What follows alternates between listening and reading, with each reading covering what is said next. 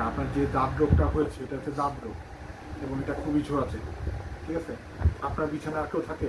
আমার ছোট মেয়েটা ওর সাথে থাকে। আলাদা থাকতে হবে, নাহলে আপনার থেকে যে কারো এই রোগটা হ্যাঁ, হয়ে ধরছে যেতে তো, পারে। ওর থেকে ধরছে। ও আচ্ছা, তাহলে ওনাকেও এইসব ওষুধপত্র দিতে হবে। ছোট মেয়ের বয়স কত? এখানে লেপিদের নাম এই বাবা।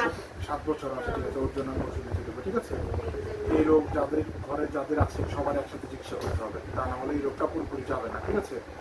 এবং যার যার আছে সবার বিছানাপত্র কাপড় চোপড় সব আলাদা থাকতে হবে। এখন এখানে আমি যে ওষুধগুলো দিয়েছি ওষুধগুলো খাবেন, একটা মলম দিয়েছি, মলমটা দিনে 2 বার লাগাবেন, সকালে গোসল করার পরে, রাতে শোয়ার আগে।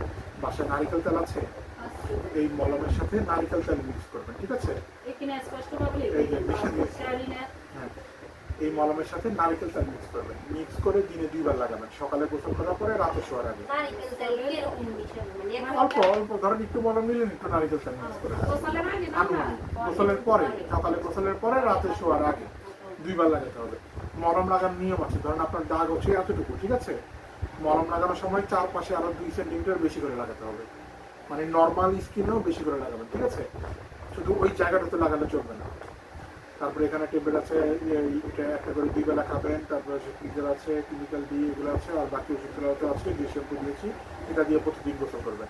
গোসল করার নিয়ম হচ্ছে শরীরে একবার পানি ঢেলে শরীরটা ভেজাবেন, ভিজিয়ে এটা হাতে নিয়ে এভাবে মেখে মেখে 1 দিন আপনার 3 থেকে 4 মিনিট রাখবেন শরীরে, 3 থেকে 4 মিনিট রেখে তারপর গোসল করবেন, গরম ঠিক পানি আছে? দিতে হইবে। গরম পানি লাগবে না, নর্মাল পানি বা গরম পানি যেটা আমার ভালো লাগে, শীতকাল হিসেবে যেটা ভালো, বা গরমকাল হলে সমস্যা নেই। এটা মানে পানির শর্ত ইম্পর্টেন্ট এখানে, ঠিক আছে?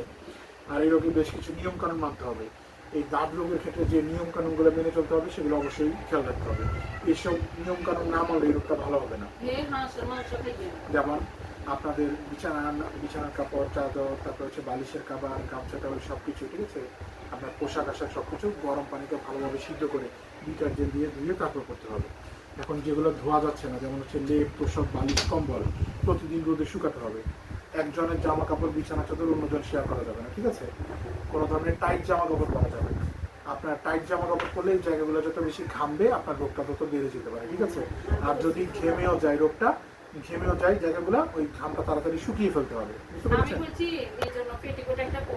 হ্যাঁ, একদম নর্মাল কাপড় পরতে হবে, মানে একদম ঢিলাঢালা পোশাক পরতে হবে। আর এখন তো শীত মোটামুটি কমেই গিয়েছে, ঠিক আছে? একটু আলো হাওয়া বাতাস যাতে চলাচল করতে পারে। হ্যাঁ হ্যাঁ, সেটাই। আর আপনার কাপড় চোপড় ধোয়ার সময় আলাদা বালতিতে ভেজাতে হবে, আপনার কাপড়ের সাথে অন্য কারো কাপড় মিক্স করা যাবে না, ঠিক আছে? আর এই রোগ থাকাকালীন কোনো বাসায় বেড়াতে যাবেন না, আপনার বাসায় যাতে কেউ না আসে, তা না হলে রোগটা এক ফ্যামিলি থেকে আরেক ফ্যামিলি ছড়িয়ে পড়তে পারে, ঠিক আছে? আর হচ্ছে আপনার আপাতত আপনার যে খাবারগুলোতে অ্যালার্জি ওই খাবারগুলো আপনি খাবেন না, এটা হচ্ছে সহজ শর্ত কথা। আচ্ছা, ওইটা চিকিৎসা দিব, ওইটা চিকিৎসা দিব। আর হচ্ছে আপনার পিরিয়ডের সময় লাগানো। হ্যাঁ, লাগানো যাবে, ঠিক আছে, সমস্যা নেই। আর হচ্ছে আপনার পুকুরের পানিতে গোসল করা যাবে, অবশ্যই কলের পানিতে করতে হবে। ধুলাবালি কাদামাটি থেকে দূরে থাকতে হবে। শরীরে এই ওষুধগুলো বাদে অন্য কোনো সাবান, ডেটল সাবান কিছু ব্যবহার করা যাবে না, বুঝতে পেরেছেন? এই নিয়মগুলো ফলো করতে হবে। যদি এই নিয়মগুলো সঠিকভাবে ফলো করেন তাহলে ইনশাল্লাহ সুস্থ হয়ে যাবে। আর ওষুধ বন্ধ করার নিয়ম, এই ওষুধ কখন বন্ধ করবেন? বন্ধ করার নিয়ম হচ্ছে যে ওষুধ লাগাতে থাকবেন যখন কিনা এই যে এখন যে দাগগুলো বোঝা যাচ্ছে, দাগগুলো বোঝা যাবে না। এগুলো একবার যায়, এটা তো আমি সেখানে আবার এই যে ধরুন এখানে একটু দাগ আছে, এই যে দাগটা যতদিন থাকবে ততদিন হয়তো ওষুধ বন্ধ করা যাবে না, ঠিক আছে? একদম পুরো চলে যাবে, কোনো দাগ বোঝা যাবে না, কোনো চুলকানি থাকবে না, এই তখন বন্ধ করবে। এই 2টা শর্ত পালন করতে হবে। এই 2 শর্ত যদি পালন না করেন তাহলে রোগটা বারবার হবে। আপনার একটু দাগ আছে, ওষুধ দিলেন বন্ধ করে, ভাবছেন যে এই তো চলে গেছে, আগে থেকে তো অনেক কমে গেছে, 90% কমে গেছে, 10% আছে, 10% থেকে আবার পুরো শরীরে ছড়িয়ে পড়তে পারে, ঠিক আছে? এই রোগ ওষুধ বন্ধ করার নিয়ম হচ্ছে এটা। আর যখন কিনা ওই যে পুরোপুরি রোগটা ভালো হবে তখন যে মলমটা দিয়েছি মলমটা আরো 2 সপ্তাহ ব্যবহার করবেন, ঠিক আছে? মানে রোগ ভালো হয়ে যাওয়ার পরে, হ্যাঁ হ্যাঁ, মলমটা আরো 2 সপ্তাহ ব্যবহার করবেন। আর যে শ্যাম্পুর মতো ওষুধটা দিয়েছি এটা আরো 1 মাস ব্যবহার করতে হবে, ঠিক আছে? অর্থাৎ মোটামুটি আগামী 1 থেকে 2 মাস আপনি শরীরে কোনো সাবান, ডেটল সাবান কিছু লাগাবেন না। এর পরিবর্তে আপনি শুধু এই শ্যাম্পুটা ব্যবহার করবেন, ঠিক আছে? এটা দিয়ে আপনি বসে বসে ভালোভাবে লাগিয়ে 3-4 মিনিট রেখে তারপর আর রক্তে অ্যালার্জিটা প্রায় 800-র উপরে চলে গেছে, ঠিক আছে? অনেক বেশি পরিমাণে অ্যালার্জি।